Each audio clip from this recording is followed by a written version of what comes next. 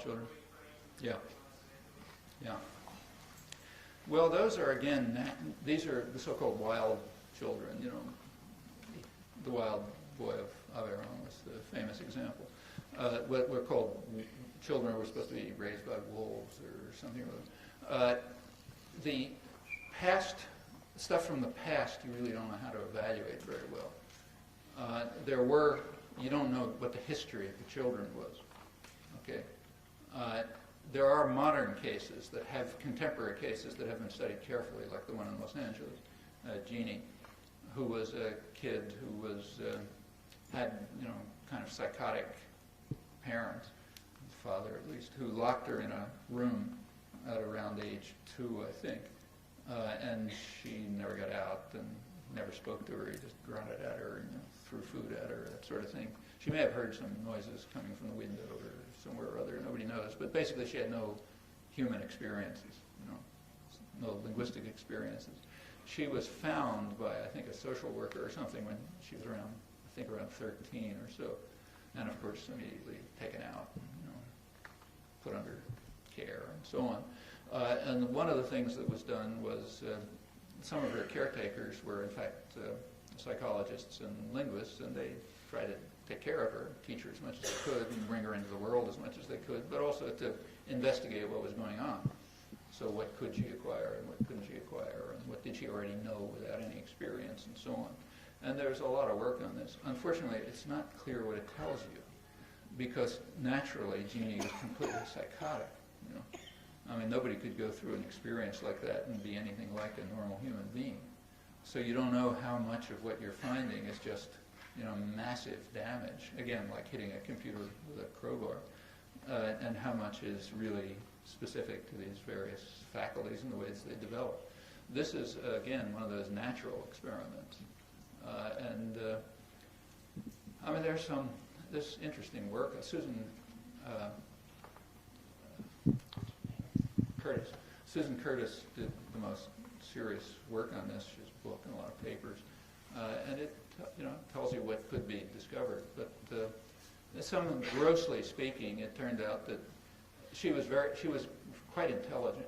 She could do all sorts of things, and she was also apparently quite, you know, appealing. She knew how to manipulate people and get them to do things and so on.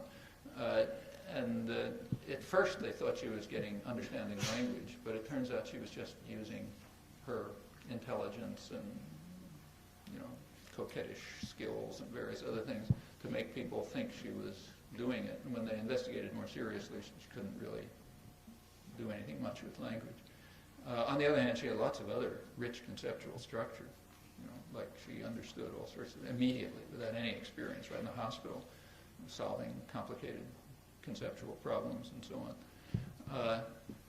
But you hardly know what this means, because any defect that was found, you don't know whether to attribute it to late development of language, delayed development of language, or to general psychosis. Unfortunately, it ends up as a very sad story. She ended up being kind of a vegetable, you know, through various maltreatment and so on.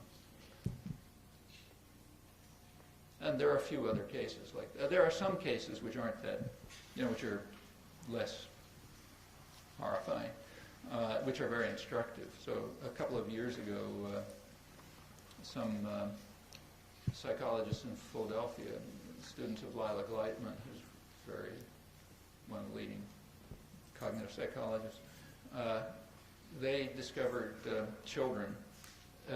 Up until fairly recently, it was assumed that deaf children didn't have any language. It's now known that that's totally false, that the language of the deaf is very much like ordinary language, just a different modality, but has a lot of the same properties and develops the same way. And so it's just another language, like Swahili. It uses a different modality. They discovered a couple of kids, cousins, who had been brought up in what's called an oralist tradition, fortunately mostly dead, but it was the orthodoxy for a long time. The orthodoxy was that if kids are hearing disabled, you shouldn't allow them to learn sign language. You should force them to lip read. It's a little bit like saying you should force kids to learn English, whatever the language is. And that was very damaging. it prevented normal mental and intellectual and linguistic development. That's all gone, mostly gone by now, unfortunately. Anyhow, these kids were brought up in this oralist tradition. Their parents had been heavily indoctrinated not to teach them sign. Parents were speaking had spoken language.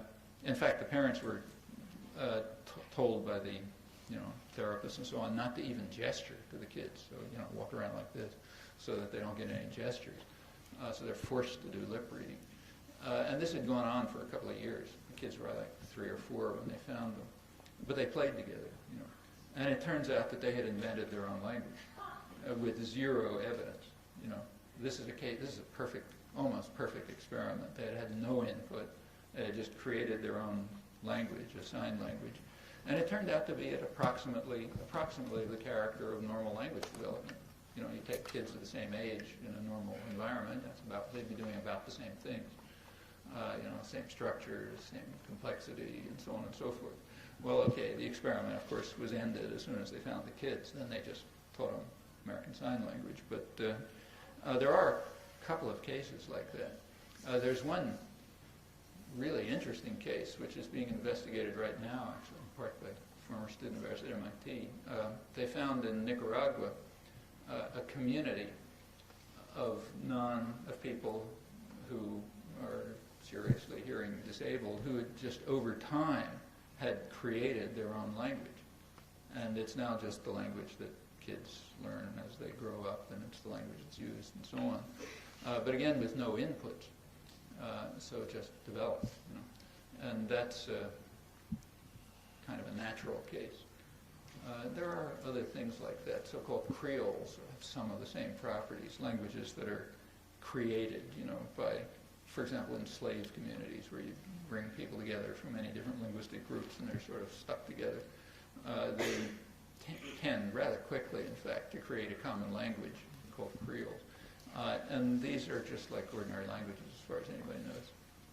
And the way in which they're constructed, does tell you something about the essential nature of language, just as these other cases do, including the so-called wild children. But those are they're restricted in what you can learn from them because of the complexity of the conditions in which they've developed.